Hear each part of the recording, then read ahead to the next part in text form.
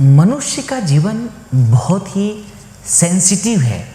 हम क्या होता है कि अगर अच्छे चरित्र को देखते हैं, अच्छे पिक्चर को देखते हैं, तो उसका हमारे जीवन में बहुत ही अच्छा प्रभाव पड़ता है। जब हम किसी हत्या वाली इमेज को, किसी वीडियो को जब देखते हैं तो हमारा मन ग्लानियों से भर जाता है। हम किसी जब महान हरिश्चंद्र की कहानी की वीडियो को जब देखते हैं तो हमको दान करने की प्रेरणा मिलती है, एक साहस की प्रेरणा मिलती है। जब हम महात्मा बुद्ध को देखते हैं तो हमको अध्यात्म की प्रेरणा मिलती है। विवेकानंद को देखते हैं तो हमको एक नई ऊर्जा की प्रेरणा मिलती है। हम जब बड़े बड़े क्रांतिकारी को देखते हैं, सुभाष चंद्र बोस को देखते हैं, हम जब भगत सिंह को देखते हैं, हम जब उधम सिंह को देखते हैं, झांसी की रानी लक्ष्मीबाई को देखते हैं, खुदीराम बोस को देखते हैं, उनकी कहानियों को जब हम सुनते हैं तो हमारे अंदर देशभक्ति जगने लगता है। जैसे जैसे हम देखने लगते हैं, जिन जिन तरीके से हम देखते हैं, पूरा एक गहरा प्रभाव मनुष्य के जीवन में पड़ता है।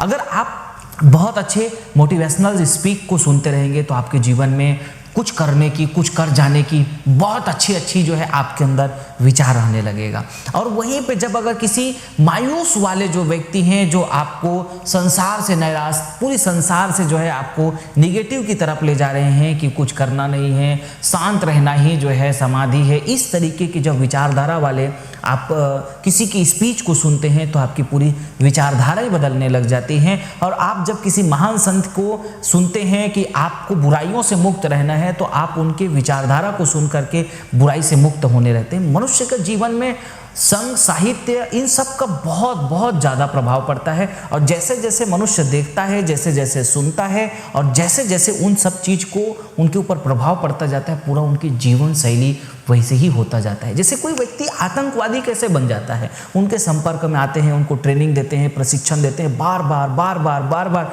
जब उनको इस चीज़ को बताते हैं तो वो एक आतंकवादी और टेररिस्ट बन जाते हैं। और किसी व्यक्ति जब किसी संत के संपर्क में आते हैं, बार बार जब उनको किसी ज्ञान को मिलते हैं तो एक बड़े महान संत की तरफ वो बढ़ जाते हैं। मैं एक कहानी आज आप लोगों को सुनाता हूँ, जिस कहानी को सुन करके आप अपने जीवन में उन बातों को भी, 3 बातें ऐसे बताता हूँ जिसको सुन करके आप अपने जीवन में सुखी और प्रसन्न हो सकते हैं और आपके जीवन में कभी भी दुख और तनाव नहीं होंगे। एक महाराज थे, एक बहुत बड़े महाराजा थे। उनके बहुत ही सुंदर एक अंगूर का बगीचा था। उस अंगूर के बगीचा में एक माली था। माली देख रेख करते थे, उनको पानी वानी डालते थे, दवाई वगैरह डालते थे। उनके देख रेख करने से धीरे धीरे पेड़ बड़े होकर के अंगूर फलने लग गए। अंगूर में जब फल आने लगे, अंगूर फिर पकने लगे। और जब पकते हैं अंगूर तो भाई पंछियों का आना भी स्वाभाविक है। लेकिन उसमें एक पंछी थोड़ा जिद्दी पंछी था। वो रोज आते, सवेरे आते, शाम आते। माली रोज परेशान होते, रोज उसको भगाने की कोशिश करते, रोज भगाते, रोज आते, रोज भगाते, रोज आते। माली परेशान होने लग गया कि उससे कोई हल ही नहीं निकल पा रहा था। उसने सोचा कि राजा साहब को बताता हूँ, राजा साहब कोई आइडिया देंगे या कुछ बात बताएंगे, हो सकता है उससे पंछी का समस्या कम हो जाए। राजा साहब के पास पहुंचते हैं कि ऐसी ऐसी समस्या है महोदय जी।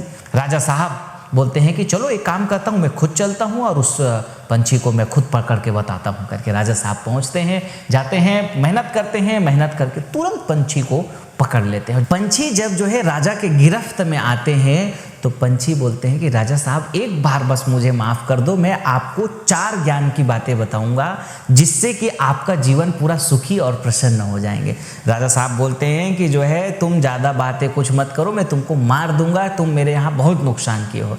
राजा साहब बोलते हैं एक बार माफ़ मुझे कर दो, एक बार बस माफ़ कर दो। राजा साहब को ये बातें जब पंछी बोलते हैं तो राजा साहब को थोड़ी दया आती है। बोले चलो बातें मुझे बताओ, ज्ञान की बातें तुम्हारी क्या है। बोले पहली बात, अपने हाथ में आए दुश्मन को राजा साहब कभी भी छोड़ना मत। दूसरी बात, कभी भी अविश्वसनीय बातों पे विश्वास मत करना। और तीसरी बात यह है कि जो बातें निकल जाए उसके ऊपर कभी भी भरोसा मत करना। और चौथी बात, राजा साहब मेरे गले में बहुत दर्द हो रही, थोड़ा सा मुझे छूट दो, ढील दो, जिससे मैं आपको चौथी ज्ञान की बातें बता दूं। तो तुरंत जैसे ही छूट देते हैं पंछी उड़ जाते हैं और पंछी उड़ करके बोलते हैं कि चौथी बात राजा साहब ये है कि मेरे पेट में 2 हीरे हैं जिसने आपने बहुत बड़ी गलती कर दिया, आपने मेरे को छोड़ करके।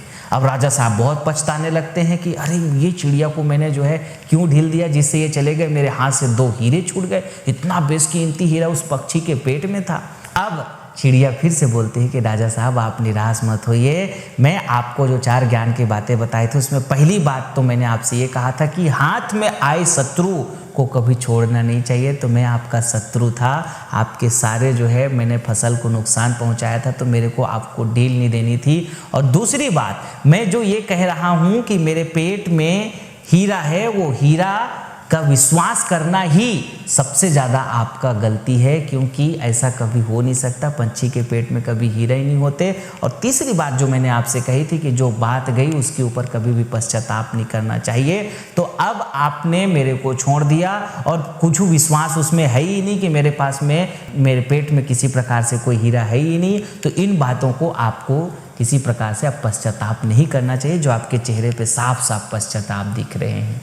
ये जीवन में कहानी हमारे आपके बीच में भी होती है। इस कहानी से हमको प्रेरणा ये लेनी चाहिए कि अपने हाथ में आए दुश्मन, आपके दुश्मन कौन है? आपका दुश्मन आपके पास खुद है। आपका काम, क्रोध, मोह, लोभ, ईर्ष्या, द्वेष, छल, कपट, ये आपके हाथ में रहने वाले दुश्मन है। और इसको हम लोग छोड़ देते हैं, जिनके कारण हमारे ज़िंदगी में हमेशा परेशानी बनी रहती है। और दूसरी बात, हम लोग जो है उन बातों पे जो है भरोसा कर लेते हैं, जैसे अपने जीवन में कोई हमको जो है किसी ने कहा कि ऐसा हो गया, उसके ऊपर हम भरोसा कर लेते हैं। किसी ने कहा, जो अविश्वसनीय बातें होती है उनके ऊपर भी हम भरोसा कर लेते हैं, उनके कारण से भी हमारे जीवन में दुख होती है। और तीसरी बात यह है, जो निकल गया, जो आपके हाथ से निकल चुका है, आपके जीवन में कोई भी घटना है, कोई भी कुछ हो रहा है और वो निकल चुका है, तो उसके दिन रात हम लोग पश्चाताप में बैठे रहते हैं, किसी प्रकार से पश्चाताप करते रहते हैं। तो ये तीनों जो ज्ञान की बातें हैं, अगर उसे आप अपने जीवन में धारण कर लें तो आपके जीवन में कभी भी किसी भी प्रकार से दुख और हानियाँ और किसी भी प्रकार से आप परेशानी में नहीं रहेंगे। आपका जीवन स्वर्गमय रहेगा। इन तीनों बातों को आप अपने जीवन में हमेशा याद रखें। इन्हीं शुभकामनाओं के साथ आप सबको बहुत बहुत दिल से धन्यवाद। जहां चाह है वही राह है। अब एक नई बिजनेस की शुरुआत कर सकते हैं श्री च्यवन स्वदेशी केंद्र के साथ। भारत देश में वर्तमान का ऐसा पहला बिजनेस मॉडल जिसमें FMCG product, Ayurvedic product, daily needs products के साथ जीवन जरूरत की 200 से ज्यादा उत्पादों के साथ आप अपने ग्राम पे, अपने तहसील पे, अपने जिला में एक नई फ्रेंचाइजी की शुरुआत कर सकते हैं। मोनोपोली के साथ एक बेहतरीन बिजनेस की शुरुआत करने के लिए आज ही संपर्क करें 9516263333, 9516264444 या 9516265555 पर। श्री च्यवन स्वदेशी केंद्र।